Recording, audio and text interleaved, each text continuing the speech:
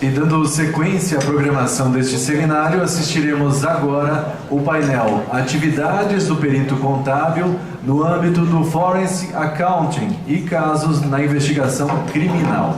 Para moderar os trabalhos, convido ao palco o coordenador da Comissão de Estudos e Normatização de Perícias do CRC Santa Catarina, o contador Ranieri Angioletti.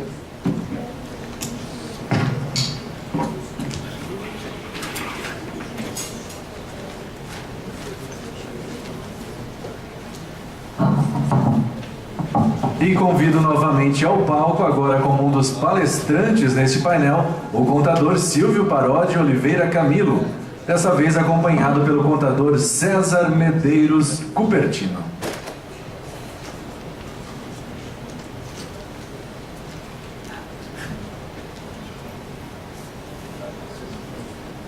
Com a palavra o moderador, o contador Ranieri Angioletti.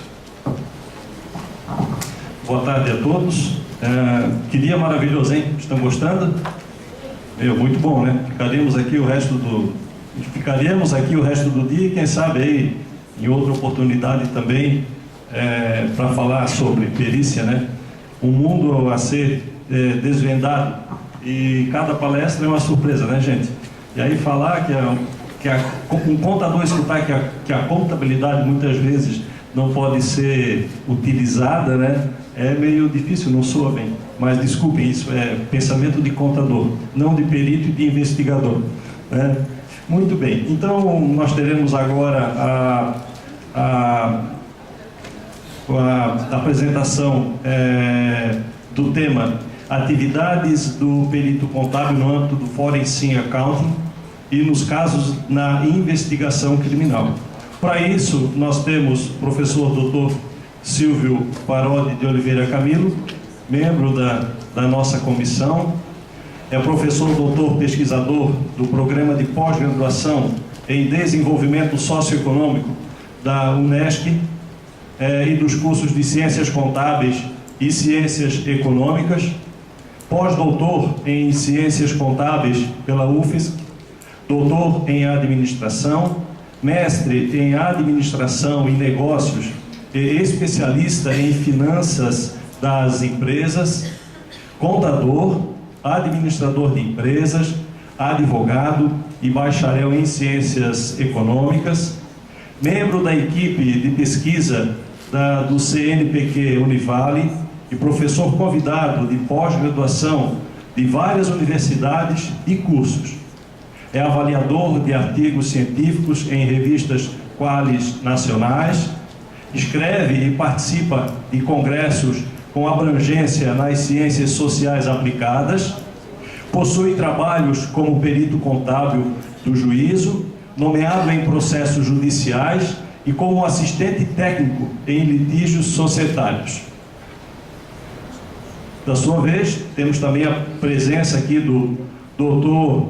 César Medeiros Cupertino, já te agradecemos pela participação. É graduado em Ciências Contábeis pela PUC de Minas Gerais, mestre em Ciências Contábeis pela Universidade de Brasília e mestre em Economia pela Universidade Federal de Santa Catarina. Doutor em Engenharia de Produção, doutor em Administração pela Universidade Federal de Santa Catarina também. Atualmente realiza um estágio pós-doutoral na Universidade do Vale do Itajaí. É avaliador de artigos científicos em revistas qualis nacionais e também em periódicos internacionais. É professor da UFSC na disciplina de auditoria e de perícia contábil.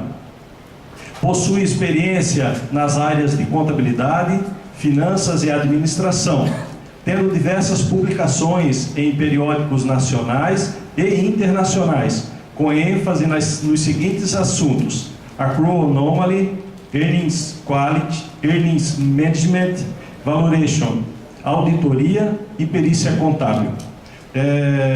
Então, lidos os currículos, novamente eu dou boas-vindas, passo a palavra ao professor Silvio, que fará então a sua explanação. Bem, boa tarde a todos e a todas novamente. Se quiserem ficar por aí, não tem problema.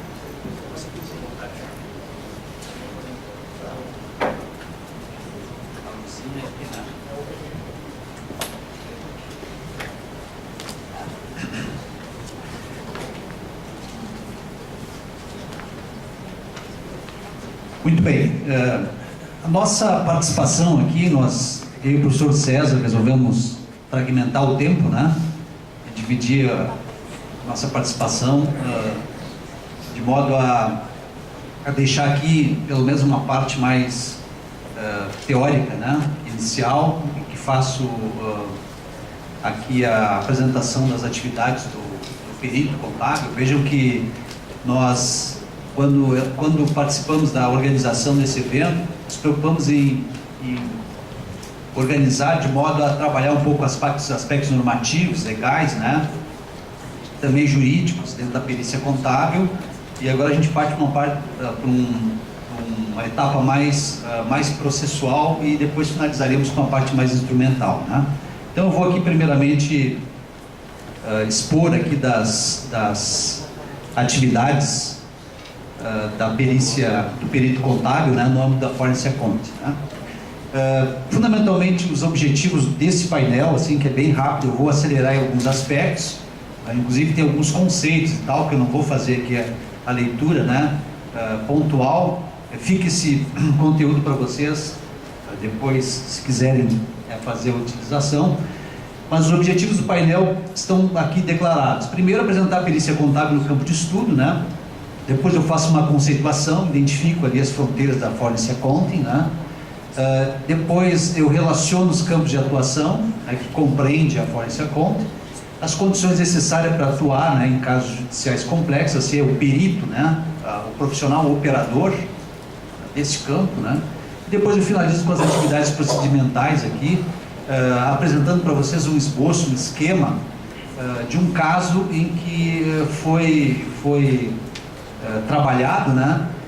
E o objetivo é tentar, assim, apresentar para vocês a didática, né? Não no sentido de formular ou a instrumentalização, mas mostrar um pouco do lado, que eu chamo do lado sujo, né? O lado limpo é o laudo já formalizado. A parte suja é aquela em que você realmente faz o planejamento da pesquisa, levanta os dados, né? Faz as reflexões, né? Traz a doutrina, a legislação e vê o que se associa realmente às questões do caso. É mais ou menos nesse sentido. Então eu fiz um esboço de modo ilustrativo. Muito bem. Então aqui primeiramente, dentro da perícia contábil, que é o primeiro ponto, eu diria assim que é um campo de estudo ainda muito pouco explorado, né, nas pesquisas de literatura, né? A gente identifica que os estudos bibliométricos e sociométricos sobre perícia contábil no país são muito tenros, não existe uma investigação em abundância. Se vocês forem pesquisar nessas bases científicas, SPEL ou as revistas de qualificação do país, vocês não vão encontrar uma quantidade bem intensa de trabalhos em perícia, né? Então, preocupados com isso, inclusive eu e o professor César, nós submetemos um trabalho no 20º Congresso, agora brasileiro, foi aprovado, que trata de um estudo de caso em perícia, né? E estamos produzindo outros trabalhos, no sentido de também divulgar esse campo de estudo, né? Tentar, vamos dizer assim, disseminar isso também em termos acadêmicos. Nós também vemos que as universidades também não abrem muito espaço para disciplinas, né, de perícia, quando muito tem uma ou duas disciplinas dos cursos, né? E tem se tornado, em função até da diversidade de estudos e possibilidades, né, do profissional contábil atuar no mercado, em função até de fatos concretos na sociedade. Por exemplo, o nível de fraudes tem que ser elevado em nível mundial, né, de todos os níveis, principalmente as fraudes organizacionais, e isso abre um campo bem importante, né, para o profissional de contabilidade atuar e fazer um processo investigativo, né, atuando dentro desses campos da Forensic Accounting, né, que é a parte mais da atuação do perito na parte forense, né, dos litígios. Então, o que a gente vê, assim, dos estudos bibliométricos, sociométricos no país, que os temas que têm sido discutidos, né, os trabalhos, eles estão relacionados com a avaliação de laudo pericial, ensino da perícia, né? Desempenho e responsabilidades do perito, a prática da perícia e outros aspectos. Então, a centralidade, né, a estrutura das categorias de análise e investigação, elas se dão mais ou menos nesses campos, né? E tem muitos mais outros campos que podem ser explorados, né? Então, por que isso não é muito explorado, muito procurado, muito difundido? Talvez uma das explicações seja a própria especialização que exige as atividades, né, concernentes à perícia. É um campo muito especializado, envolve uma série de conhecimentos que o profissional deve desenvolver, e isso talvez, e também combinado com o pouco espaço que as universidades, nas grades curriculares, né, oferecem aos alunos, estudantes, e também os próprios cursos de especialização ou cursos lato sensu têm sido bastante reduzidos, né, quando ocorrem, e isso tem restringido muito a difusão desse campo de conhecimento na área contábil, né? Isso aqui mais ou menos a gente consegue explicar, né? Até porque, vamos dizer assim, esse campo de estudo ele exige uma série de conhecimentos múltiplos, né? Por exemplo, técnicas de investigação, você tem que ter um conhecimento bem profundo em estratégia de pesquisa, né? Em organização, e também o conhecimento legal, né? Vocês viram aqui pelas discussões que foram feitas até esse momento, né? Os aspectos normativos e legais, eles estão muito presentes no trabalho, né, de perícia judicial. Então o perito ele tem que ter uma intimidade, se aproximar muito, né, com essa questão do aspecto legal e o poder interpretativo, né, que a gente sabe que não é fácil, né? Interpretar leis, normas, as normas não são claras, são muitas vezes lacunosas, exigem uma série de precedentes de conhecimento, e o profissional deve estar preparado para isso, né? Aqui trago alguns exemplos, né, desses conhecimentos. Quer dizer, ele tem que ter uma visão muito, muito próxima sobre tipos de métodos, abordagem dos trabalhos que ele pode realizar, qualitativas, quantitativas, né? Seja em finanças, em auditoria, contabilidade, e saber, né, empregar várias técnicas, porque para cada caso você tem lá um conjunto, né, de técnicas e provas que você tem que organizar. Então o perito ele tem que ser um pouco completo nesse aspecto, né? Então talvez isso explique um pouco da carência, né, tanto em termos divulgacionais e pesquisa, quanto também do campo de atuação desses profissionais de oportunidades no mercado. Aí trago aqui um conceito, né, de Gray, né, no sentido de que a atuação da Forensic Accounting, né, ela trabalha com litígios, né, litígios que envolvem justiça, evidentemente, e que também o profissional ele atua não só, né, como o perito, mas também como o assistente, aquele que vai auxiliar lá os juristas, né, envolvidos no litígio, né. Aqui trago a questão de algumas pesquisas, né, ainda essa questão da falta de oportunidade de campo, né, de estudo nas academias, né, ela não é um problema só brasileiro, é um problema também americano, né. Então trago algumas reflexões, né, de estudos de fora do país, no sentido de que essa exploração, a difusão do campo também é um problema em outros países, não só no Brasil, né? Ok? Aqui a questão da restrição da grade curricular, que eu havia comentado com vocês,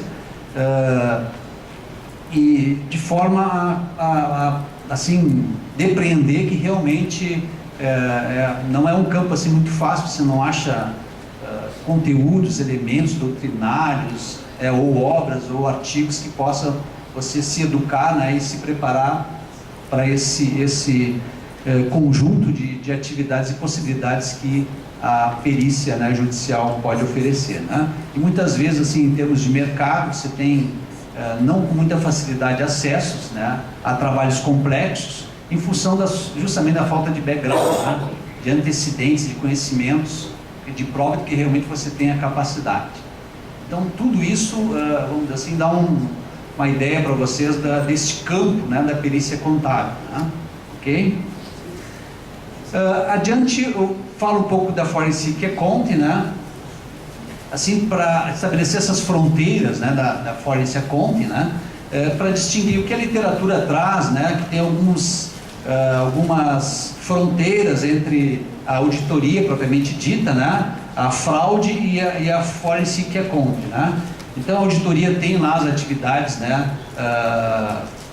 Bem especificadas, aqui são evidentemente alguns exemplos, né? Eles não são completos, mas só ilustrativos, de atividades da auditoria, atividades relativamente à fraude e atividades, algumas relativas à forensic accounting, né?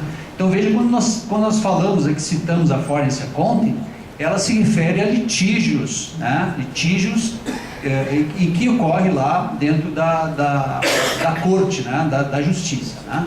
Então você pode eventualmente ter algumas ligações ou relações, né? Ou seja, um trabalho de auditoria que vai eventualmente levantar algum caso específico, algum problema de fraude ou locupletamento social, pode ensejar, pode reunir elementos para que isso seja demandado lá na justiça, né? E aí o trabalho da perícia vai, evidentemente, se ocupar ou se valer ou usar alguns desses elementos, né? Assim como também problemas de fraude que são levantados no campo extrajudicial e que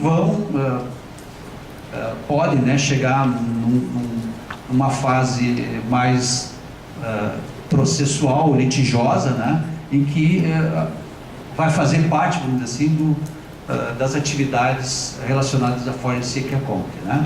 Então, assim, o perito contábil dentro desse âmbito, ele está mais relacionado, né, a questões de contabilidade, questões financeiras, né, seja organizacionais ou até mesmo o que tem ocorrido muito, né, litígios societários, tá, que envolvem patrimônio, né, familiar ou patrimônio das sociedades. Tem sido assim bem recorrente, né, na realidade que a gente tem aí acompanhado, ok? Então aqui mais para dar uma ideia das fronteiras, né, e tentar mais ou menos delimitar essas atuações.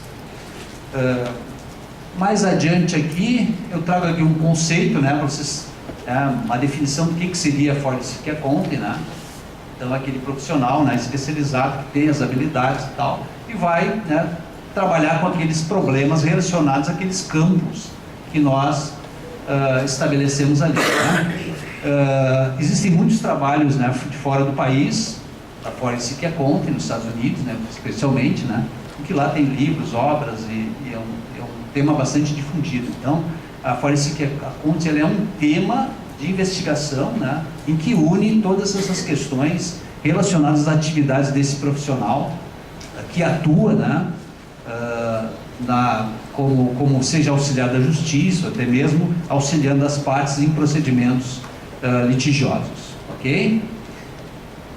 Aqui mais adiante, o que eu trago de Golden, que é bem interessante, né? Por exemplo, dentro da fraude, que é um dos campos que podem ser trabalhados, né? O Golden traz algumas segregações dos elementos, né, importantes para efeito de identificação desses problemas de fraude, né? Por exemplo, a falsa representação da natureza material, né? Depois eu vou fazer uma distinção ali sobre as tipologias de fraude, né? Conhecimento prévio de falsa declaração, confiança da pessoa que recebe a representação, né? Danos financeiros resultantes dos itens, né, que é a parte de danos realmente da organização.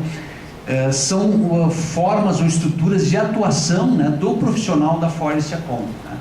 Eu trago ao final lá um caso típico, assim, não declaro ele, mas o modelo, né, a estrutura foi baseada nessa desconfiança, né, que seria o item 3 ali, que fala em confiança, mas na verdade desconfiança na gestão das coisas da família, né, de um gestor, né?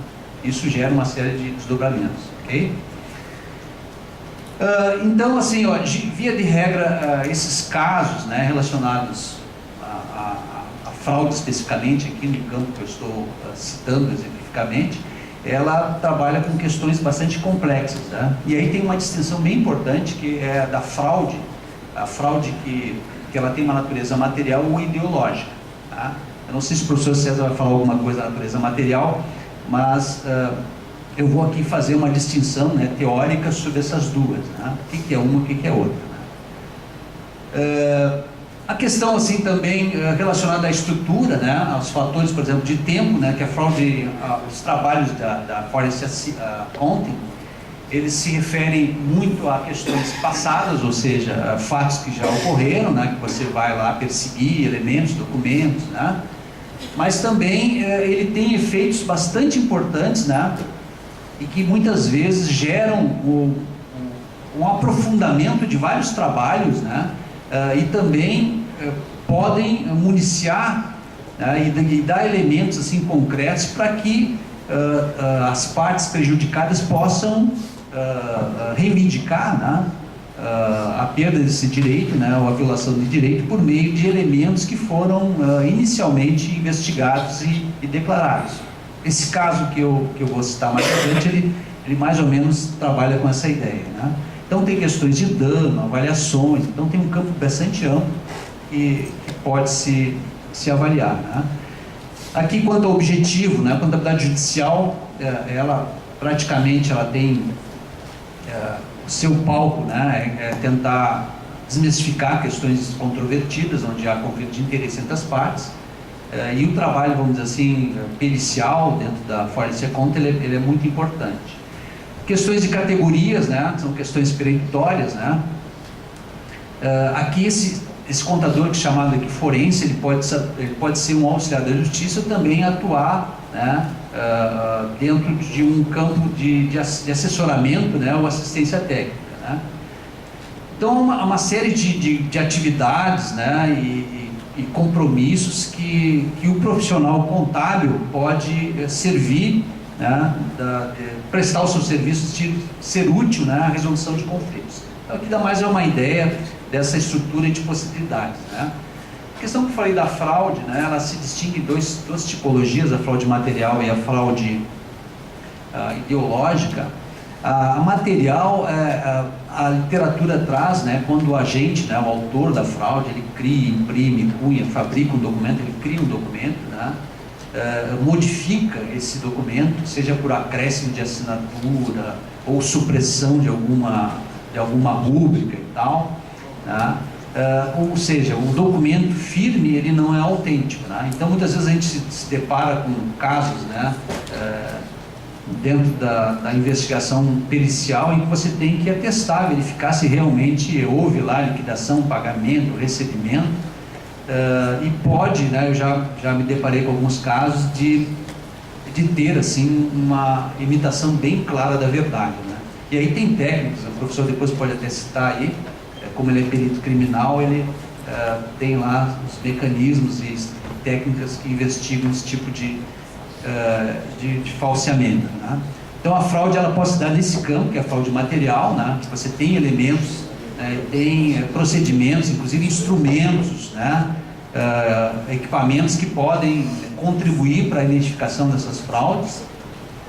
E a ideológica é a mais difícil, a mais perniciosa de se investigar e se obter, vamos dizer assim, uma certeza. Por que isso? Porque na fraude ideológica, né, os fatos, há uma distinção, por exemplo, um contrato estabelecido entre as partes, ele está formalmente perfeito, tá? O objeto perfeito, as assinaturas, as participações, só que a origem, o que ensejou, o que originou aquele contrato não é verdadeiro. Ele simplesmente é usado para, né, justificar uma saída de recursos, por exemplo, da empresa, da firma, comprovar um pagamento, mas só que aquele documento, em sua essência e sua origem, não representa, ou seja, o fato contábil contabilizado, ele não representa uma verdade, tá? E aí vocês devem ter casos, eu tenho vários casos nesse sentido, né, de que documentos usados, né, dentro, por exemplo, do processo de recuperação judicial, no sentido de dar vida a credores, para que esses credores possam votar, né, favoravelmente num plano de recuperação, e que, de fato, aquilo não representa uma verdade. Mas você olha o documento é fiel. Está tudo ali, a nota fiscal, está correta e tal, né? Então, essa fraude ideológica ela é mais perigosa, é muito difícil de ser detectada, tá? Então, um cuidado assim, bem importante. Vou dar uma acelerada aqui, tá? Aqui as condições necessárias, quer dizer, esse profissional, né, que atua dentro desse campo, o que a gente mais ou menos estabelece, né, em que exige ali um conhecimento bastante amplo, né, o profissional tem que ter um preparo, né, quando se fala, por exemplo, em reciclagem profissional, aqui nós estamos trabalhando muito mais do que simplesmente se atualizar ou reciclar, né. É o profissional investir em outros campos do conhecimento. É o contador, né, que vai atuar dentro desse campo, mas ele vai fazer outros cursos de graduação, vai fazer um mestrado, vai fazer, né, porque exige, né, e muitas vezes um conhecimento complexo, porque os casos são realmente complexos. Evidentemente, não se diz aqui que todos os casos envolvidos, né, são complexos. Tem casos que têm pouca complexidade e tem casos de muita complexidade que aí o profissional, né, tem que se preparar e tem que ter um conhecimento bastante amplo, né? Aí você vai decidir onde é que você quer atuar, né? Você quer no volume, né? Ou você quer realmente, e para isso você tem que ter, não simplesmente se reciclar, mas você tem que se preparar, se formar e bem formar para poder atuar, né, e dar fazer uma prestação importante. Então aqui mais ou menos dá uma ideia aqui desses conceitos, né, dessas habilidades que são essenciais a esse profissional no mundo de hoje, né. Tem aqui um pouco mais de especificação, né. A própria NBC, né, os peritos profissionais já estabelece isso, né, que é a competência do perito, né, pesquisar, examinar, analisar, quer dizer, isso não é simplesmente um aspecto formal, né, e para isso ele tem uma série de habilidades que são importantes, que são essenciais e que sem as quais ele vai restringindo certas possibilidades de trabalho, né? Então, se realmente o profissional ele quer avançar, quer atuar dentro de casos, né, mais complexos, né, ele tem que se preparar para isso, né? Então, coloco aqui, por exemplo, algumas habilidades que a literatura, de certo modo, vai trazendo, né, para a prática dentro desse campo da Forensic Accounting, né? Quer dizer, tem que ser metódico, tá? Analítico, tá? O profissional tem que ser detalhista, tem que ter uma visão sistêmica, tá? Então, muitas vezes, você se depara com tipologias de casos que as respostas, né, a sua participação é bem objetiva. Tem uma pergunta, você respondeu, vai investigar e responde, né? Mas tem muitos casos que exigem lá uma complexidade maior de conhecimento e preparo. Então aqui a ideia é estabelecer assim, esse elenco de habilidades que são essenciais e que você, né, vai perseguindo, né, esse tipo de preparo para que você possa, né, aumentar, ampliar as possibilidades de termos profissionais, né? Questão de habilidades específicas, por que isso? Porque os casos não são casos idênticos, né? Você vai trabalhar com uma série de... embora, por exemplo, a apuração de haveres, né? Tem apuração de haveres, mas tem diversos tipos de problemas que surgem no curso, né, desse eventual litígio e que o profissional tem que saber como contornar e dar a resolução para aquele problema, né? Quer dizer, a atualização tem que ser permanente, então muito mais do que a atualização, né, você realmente ampliar o seu conhecimento e ter uma formação multi e interdisciplinar. O que é uma formação interdisciplinar? É tentar, né, a partir dessa formação que você tem plurima, né, dentro dos campos não só da contabilidade, mas em outras ciências, você tentar enxergar com várias lentes aquele mesmo problema e tentar ali propor uma resolução. Por exemplo, se você está trabalhando com um laudo, você tem que fazer um laudo, né? Existe lá um problema, né, societário, né, e que os advogados querem, né, conhecer e saber se realmente, né, a gestão ela não é uma gestão temerária, tá? E aí você tem os elementos, né? Então você tem que dar a solução, né, com base em elementos de regra objetivos, para tentar pelo menos sinalizar e verificar se há indícios, se não há, se há elementos, né? E para isso você tem que reunir uma série de saberes, né? E o saber interdisciplinar, ele exige uma visão, né, transversal do profissional para poder, né, fazer esse processo de mergulho no caso concreto e também enxergar ele de longe, verificar as relações daquele problema, né, tentar fazer as amarrações, né? Isso é bem importante, né? a questão da paciência, né, e o aspecto relacional. É muito importante. Por que o aspecto relacional? Porque com o aspecto relacional, você vai verificar com as partes interessadas e vai fazer o diálogo com as partes interessadas. Por que isso? Porque sempre há um conjunto de informações que não são objetivas. E aí você vai tentar, por exemplo, a parte contratou você para fazer um trabalho. Você tem que conversar, ouvir bastante, né? Conhecer a história, muito mais do que a resolução do problema, para poder realmente prestar, ou ter a possibilidade de prestar uma resolução a contento, né? Aqui dá uma ideia, né, dentro desses campos, né? Ou seja, você tem que ir lá ter um conhecimento legal, né, das leis. Muitas vezes envolve criminologia, né? Envolve questões de auditoria, que eu falei para vocês, e envolve contabilidade. Então você tem ali uma transversalidade, né, e uma interdisciplinaridade que o profissional deve ter desses conhecimentos para justamente atuar em problemas complexos.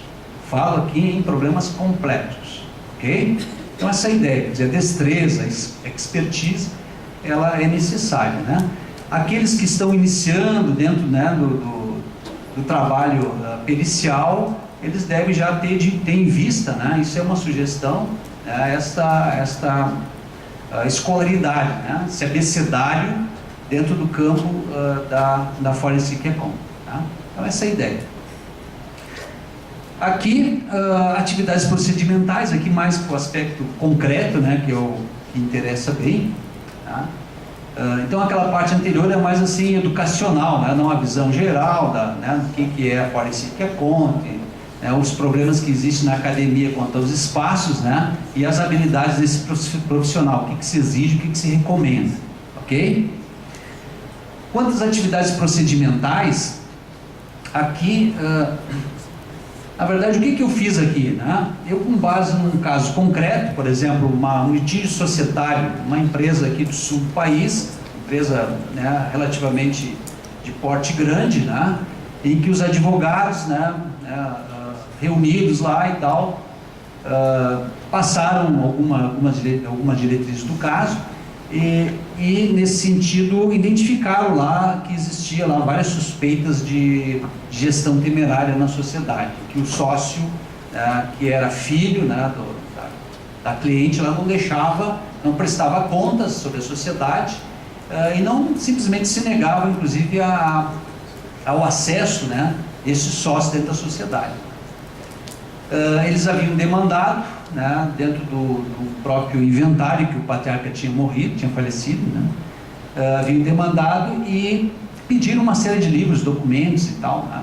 E o trabalho aqui do assistente foi justamente no sentido de saber assim, bom, que tipo de informação, né, ou as informações que são importantes para que você possa pelo menos ter uma ideia, um conhecimento, né, se há ou não problemas, né, de gestão, né? Então o profissional contábil vai lá, né, faz essa discussão, né, tentando se aproximar do caso, do problema concreto, e aí faz uma lista lá de sugestão de documentos que são importantes, né? Aí a parte que existe, ofereceu, o juiz vai lá e determina busca e apreensão e manda a Forceps prestar todas as informações digitais. Aí você vai lá, acompanha o oficial de justiça, que você conhece tudo que você quer, né? Vai lá, todo mundo tremendo, força policial e tal, isso é normal, isso é comum, né? Força policial, e vai na contabilidade e extrai os dados todos. Fica do lado lá e o oficial, olha, se não prestar, leva o preso dono, tá? Para vocês verem como é que chega no nível, né? Então, como é que você faz isso? Então, tem essas etapas assim que são importantes até que você chegue lá na parte final, que é a entrega realmente desse relatório, que seria um laudo, né? Que ali você vai identificar e vai examinar com base nesses dados. É um conjunto bastante largo e vasto de informações que você tem que ir lá ter o conhecimento e trabalhar essas informações. Evidente que tem muitos dados que você não vai fazer o uso imediato, mas ele serve muito de apoio, né, para que você possa fazer o seu juízo de convicção, né, e tentar identificar onde é que está o problema e as vulnerabilidades, né. Então aqui aqui no sentido assim, mais de deixar elementos para vocês, né? Dentro da parte do planejamento das atividades, coloquei algumas questões, né? Como é que foi realizado esse trabalho, tanto em uma fase preliminar, identifica o caso, né? O enquadramento do ramo jurídico, quer dizer, uma questão societária, né? Que tipo de técnicas você tem que ter para resolver esse problema, né? Como é que você vai organizar essas tarefas, né?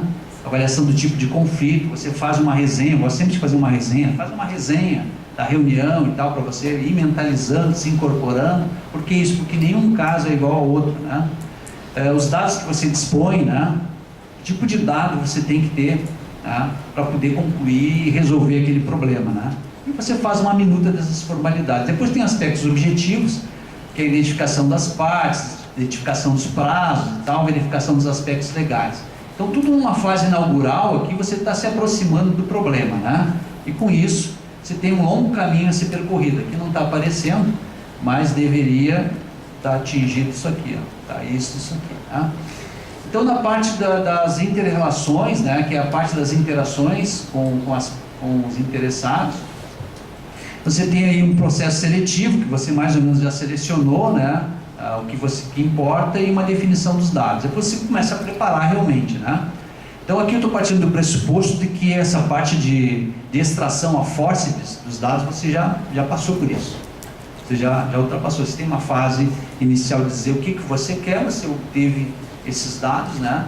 E agora você tem, o trabalho é seu, né? Arregaçar a manga, se organizar e fazer, né? Então tem essa parte importante aqui, que é a parte realmente relacional, né? Depois, mais adiante, o que nós temos aqui? Aqui está aparecendo, ó, a parte relacional, tá? Tem uma a mais, tá? Então tem alguns dados aqui que estão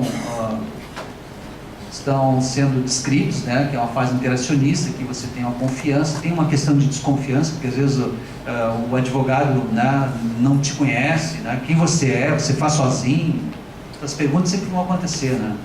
Quem você conhece a parte. Então tem uma fase que você tem que quebrar essas barreiras aí. Qual é a sua formação?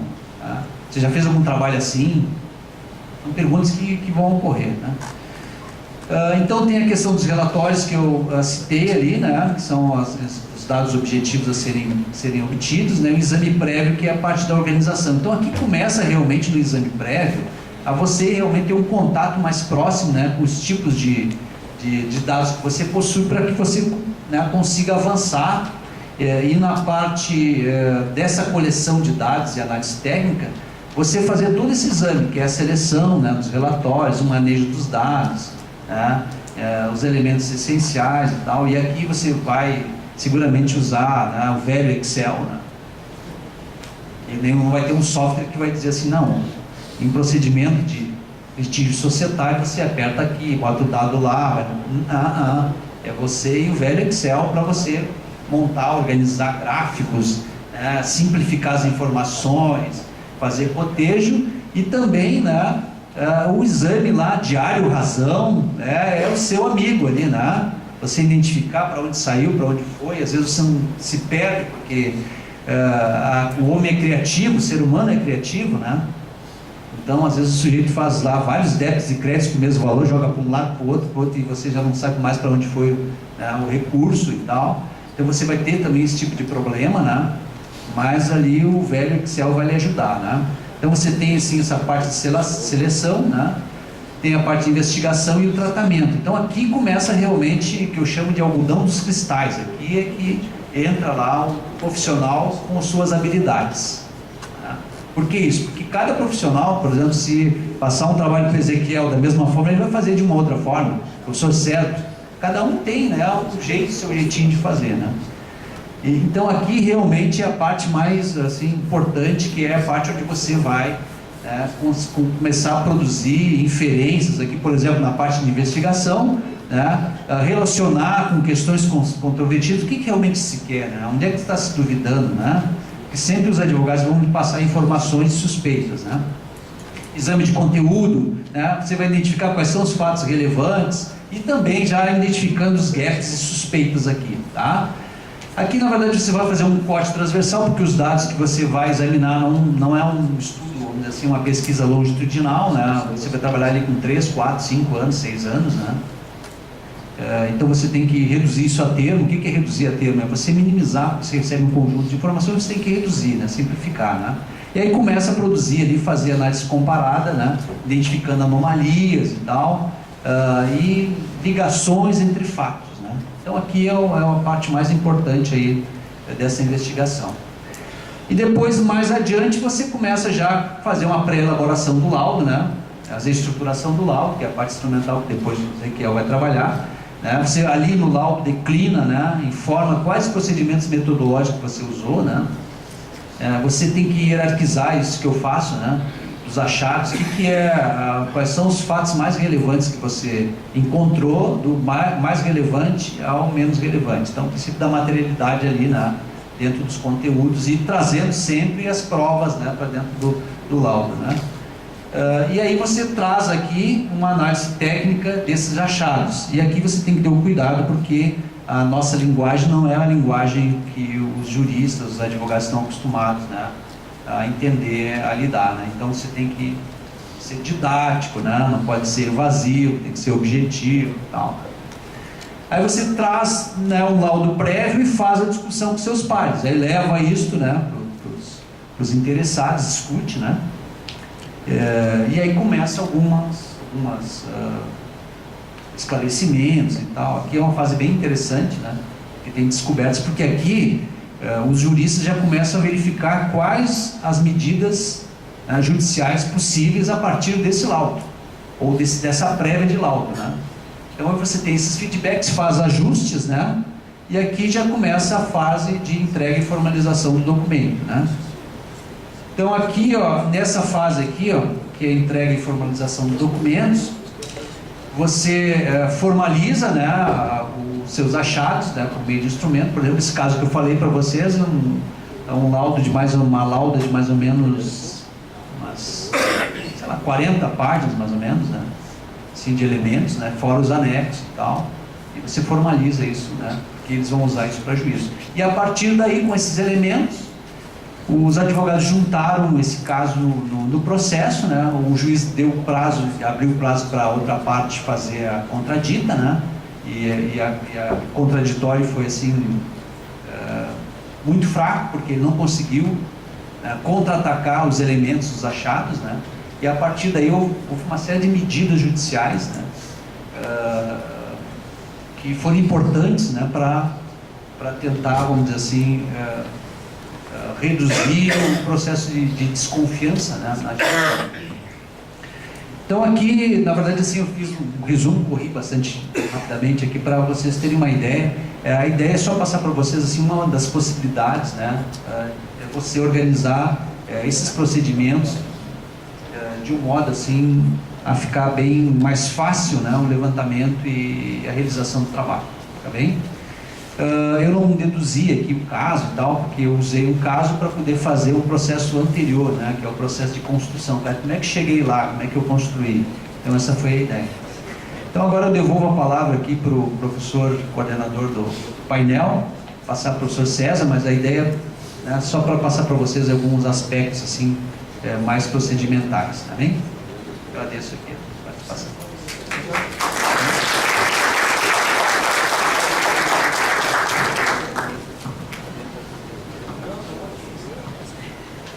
Pessoal, boa tarde. Para mim é sempre muito complicado falar depois do professor Silva, né? Dá uma responsabilidade muito grande. Mas aqui a gente dividiu o painel, vou falar um pouco sobre perícia criminal. Inicialmente eu gostaria de agradecer o convite feito pelo Conselho Regional de Contabilidade, onde que eu vou tentar falar em breves linhas algo que eu vivencio e atuo diariamente, que é a perícia criminal.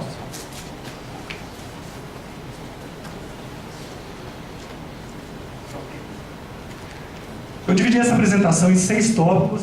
Na verdade, eu não coloquei aqui o que eu acho que seria mais interessante, que seria uma discussão de um caso. A gente vê que hoje, pela sofisticação, pela criatividade, o pessoal que perpetra uma fraude, uma infração, realmente é onde que a gente consegue verificar realmente a aplicação, tanto da ciência contábil, também da sofisticação desses infratores. Então, dividi em perícia criminal. Vou avançar um pouco falando sobre o papel do perito criminal, falar um pouco sobre os órgãos de criminalística, como que eles estão situados no território nacional, falar um pouco sobre os trâmites burocráticos, ou seja, os aspectos procedimentais, no caso do perito criminal. Não vou falar tanto sobre o laudo pericial, afinal a gente está aqui numa plateia qualificada, vou falar só alguns aspectos pontuais e terminar sobre alguns exemplos sobre perícia criminal contábil.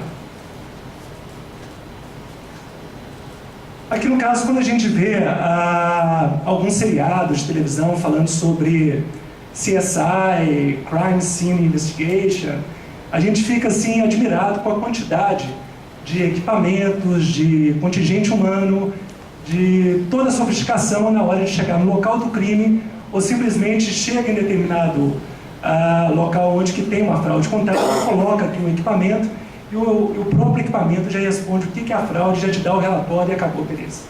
A gente sabe que não é bem assim. Então isso aí serviu um pouco para dar um certo destaque à perícia criminal, mas a gente vê em alguns casos, alguns estados que estão em estados geralmente de sucateamento. Não é a realidade onde eu trabalho. A Polícia Federal está bem aparelhada, tem um contingente que ainda não é o ideal, mas é um contingente bem capacitado, e a gente vê que a cada vez mais tem sido feito esses cursos de capacitação, e o próprio concurso, que está cada vez mais difícil, tem entrando pessoal bem gabaritado e bem com conhecimento técnico bem fundamentado. Então, ou seja, eu coloquei ali um pouco de ficção em realidade, falar que o que a gente vê nos seriados não é bem assim que acontece. Mas eu vou colocar aqui um vídeo institucional da nossa associação, da Associação de Perícias Criminais Federais, onde que dá uma ideia do que é a atividade pericial criminal e também algumas áreas de atuação. É claro que focando um pouco sobre perícia criminal no âmbito da contabilidade.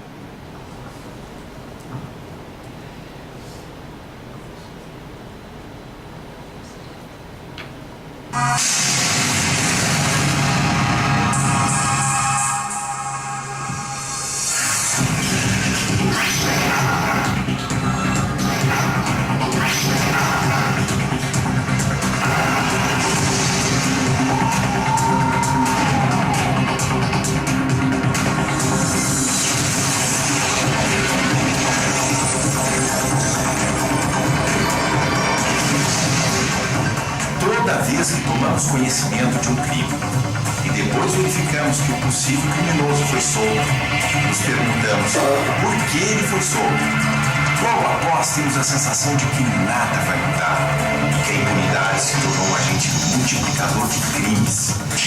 Para responder a essa pergunta e mostrar uma solução eficiente e eficaz no combate à criminalidade, apresentamos a perícia da Polícia Federal.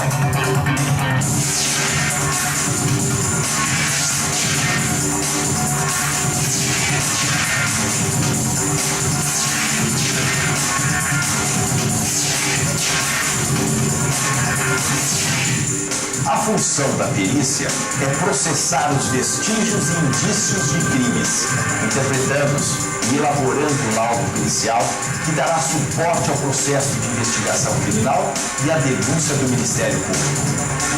O testemunho e a confissão não são considerados tão próximos da verdade quanto a prova material. Não é à toa que a prova pericial é reconhecida como a rainha das provas e grande companheira na defesa dos direitos humanos.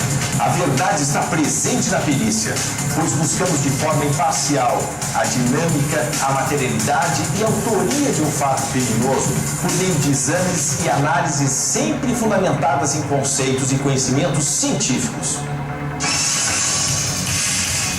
Os peritos criminais federais são policiais federais especializados nas áreas de química, física, engenharia, civil, elétrica, eletrônica, mecânica, florestal, agronômica e de minas, ciências contábeis, econômicas e biológicas, geologia, farmácia, medicina, humana e veterinária, bioquímica e computação científica. Aliando experiência, tecnologia e empenho pessoal, esses profissionais trabalham no Instituto Nacional de Criminalística e nas superintendências da Polícia Federal em todo o território nacional, atendendo também solicitações do Ministério Público e do Poder Judiciário, solucionando crimes.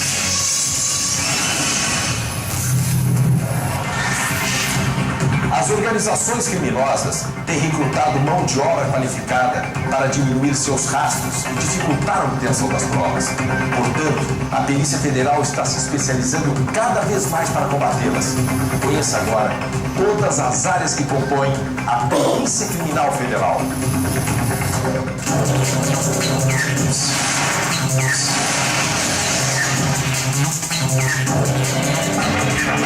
Os peritos dessa área se especializaram em combater a corrupção. A perícia financeira examina movimentações bancárias, declarações de imposto de renda e balanços patrimoniais, sempre observando possíveis vinculações com atividades criminosas.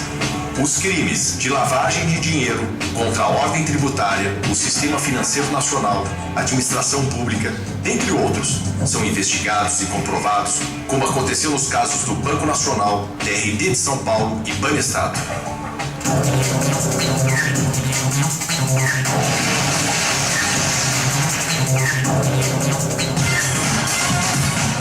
Os sistemas eletrônicos têm grande importância para a criminalística, pois através dos registros gerados, a perícia constitui evidências e elucida.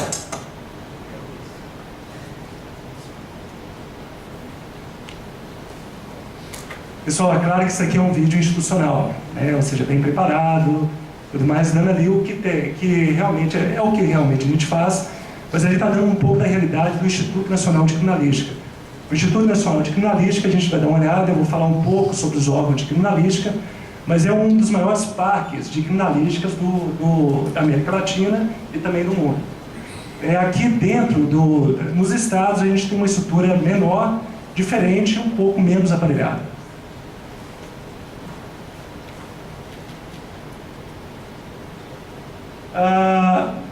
O perito criminal, o perito criminal aqui eu coloquei também que é conhecido como perito forense. Ele integra os quadros da Secretaria de Segurança Pública ou da Polícia Federal. Ou seja, aqui a gente já tem a primeira diferenciação. O perito criminal é aquele, na verdade, que ele está dentro do aparato estatal. Ou seja, ele tem uma investidura por concurso público. É diferente, então, do perito lato sensu, perito judicial nomeado, que, na verdade, que não tem essa investidura por concurso, mas sim por nomeação pelo Poder Judiciário. A atividade dele é prevista no Código de Processo Penal, né, entre os artigos 158 e 184. Eu frisei aqui o artigo 158, que fala que quando a infração deixar vestígios, será indispensável o exame de corpo do delito, direto ou indireto, não podendo supri-lo a confissão do acusado. Naquele vídeo institucional, o apresentador ele falou um pouco sobre ali a materialidade. Então, ou seja, quando a infração deixar vestígio, tem que então ter um exame por um experto, no caso, do perito criminal. Aí a gente já consegue fazer uma diferenciação entre o perito lato sensu, né, o perito judicial nomeado, e também o perito criminal. Ou seja, tem também o perito judicial criminal, que é uma outra espécie. Mas vamos fazer só aqui a separação entre o perito judicial e o perito criminal. O perito judicial nomeado é nomeado pelo magistrado. O perito criminal é um perito oficial de carreira, investido com investidura por concurso público. O perito judicial tem que ter curso superior na área de formação, na área de especialização. Isso aí já não é requerido para o perito criminal. É claro que não tem essa inconsistência na prática. Eu poderia, por exemplo, fazer um exame de engenharia? Poderia. Mas é claro que eu não vou investir, ou seja, eu não vou fazer um exame na qual eu não tenho ainda capacidade técnica para poder executá-lo. O perito judicial tem que ter registro no conselho de classe. Aqui no caso, o perito criminal já não tem que ter esse registro no conselho de classe. Mas é claro que é altamente recomendável que se tenha, seja ali pela capacitação e também para que ele fique por dentro do que está acontecendo dentro do seu âmbito de atuação. O perito judicial é um perito ad hoc, ou seja, é designado para aquele fim, ele é um auxiliar da justiça, e o perito criminal já é um servidor público, é um servidor de carreira. O perito judicial tem que ser agora inscrito em cadastro do tribunal, e o perito criminal tem que ter disponibilidade de atendimento. No caso da Polícia Federal, por exemplo, várias vezes já fui requisitado para trabalhar em outras unidades da Federação. Então, ou seja, eu fui requisitado daqui para trabalhar no Rio, trabalhar no Paraná, trabalhar em São Paulo, ou seja, tem que ter disponibilidade para atendimento. Isso aí é assim em todos os órgãos de criminalística? Não. Os órgãos de criminalística, eles vão atuar de acordo com a sua comarca, ou na sua área de atuação.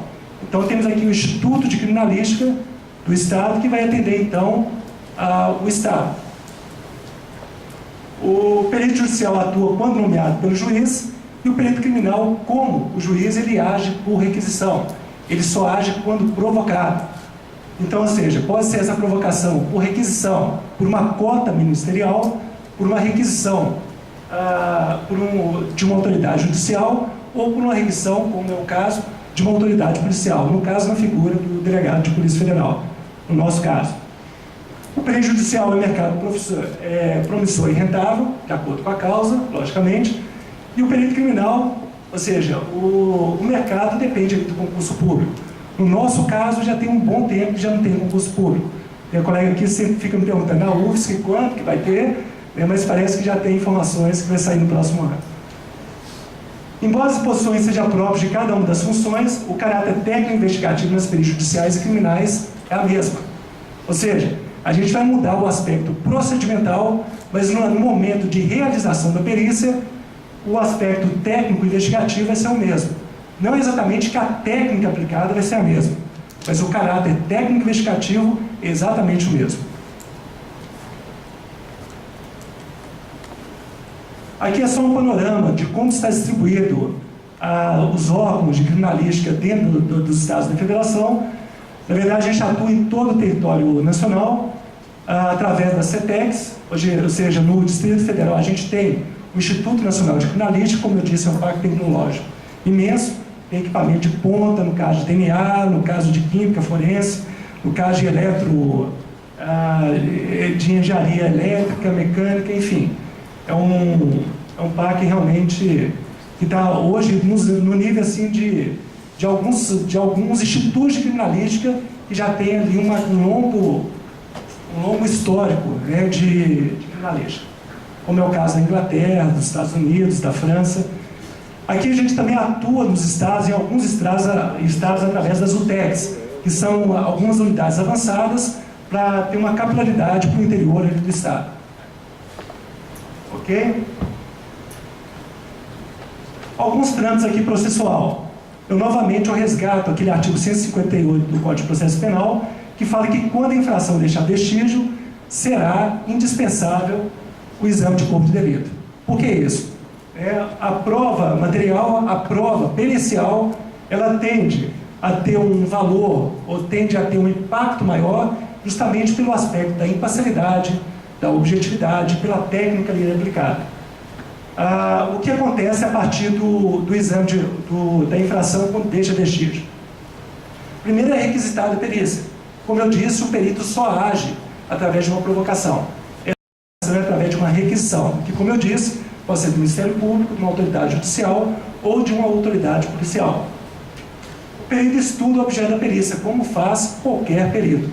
Eu novamente coloquei aqui os procedimentos para que os senhores possam ver que não tem diferenças maiores a respeito do objeto do estudo. Aqui, sim, geralmente refaz o mecanismo do crime. A gente está trabalhando aqui com infração. Então, a gente tem que pensar um pouco como que é a cabeça do infrator, para tentar replicar aquele procedimento.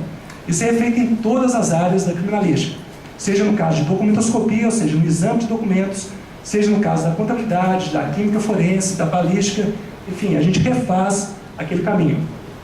Examina elementos adjacentes, porque afinal tem todo ali um cenário. A gente pega elementos imediatos, analisa também todo o cenário que está adjacente àquela prova material. Efetua ali os exames pertinentes. É claro que a técnica aplicada vai depender do teu objeto de investigação. Então, o próprio apresentador falou ali um pouco sobre o Banco Nacional. Tem um pessoal aqui da minha idade, ou até mesmo um pouco mais velho, que deve se lembrar do Banco Nacional. O Banco Nacional foi um dos 5 maiores bancos em quantidade de ativos na época da sua intervenção, da época da sua liquidação. Então, eu fui agraciado por fazer o laudo ali do Banco Nacional. Nesse caso, tinha um mundo ali de informações. Eu estava falando até com o professor Ranieri, e quando a gente chegou, a gente tinha 4 bilhões de registros. Ou seja, de registros que alguns estavam na contabilidade e outros estavam fora da contabilidade. Então, como resgatar esse registro, colocar para que passa a valer para fins das nossas análises. A partir daí a gente fez a retrocessão do patrimônio para saber em qual momento o banco já estava passível de intervenção. Ou seja, quando que ele já estava com passiva descoberta. Esse aí foi um caso assim, bem emblemático no nosso caso ali, e também deu algumas repercussões que a gente acha que foi benéfica em termos de legislação, no caso da CVM, até do próprio Conselho Federal de Contabilidade, pelo que a gente pôde observar depois. Então foi um caso bem interessante. Após, elabora o laudo pericial respondendo os quesitos, assim como faz também o perito lato sensu. Ele encaminha o laudo à autoridade demandante, que para o nosso caso é quem requisitou. Como eu disse, pode ser uma das aquelas três esferas: Ministério Público, autoridade policial e autoridade judicial. O laudo pericial eu não vou me alongar, porque, como eu disse, a gente está aqui numa plateia altamente celebra, né? Mas, ou seja, é onde que a gente vai consubstanciar as nossas análises. É onde que a gente vai colocar todas as nossas percepções a respeito daquela infração.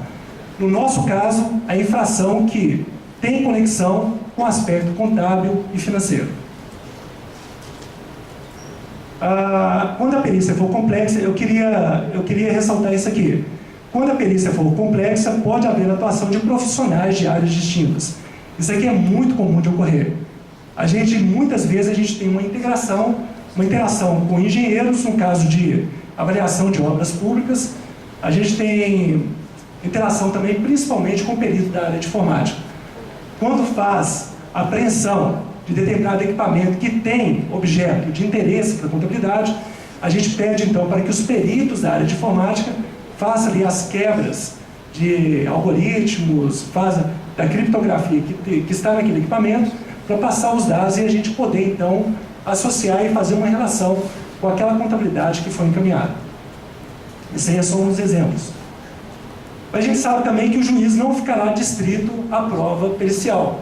Ou seja, o juiz é livre, através da sua convicção, para formar ali a sua verdade real.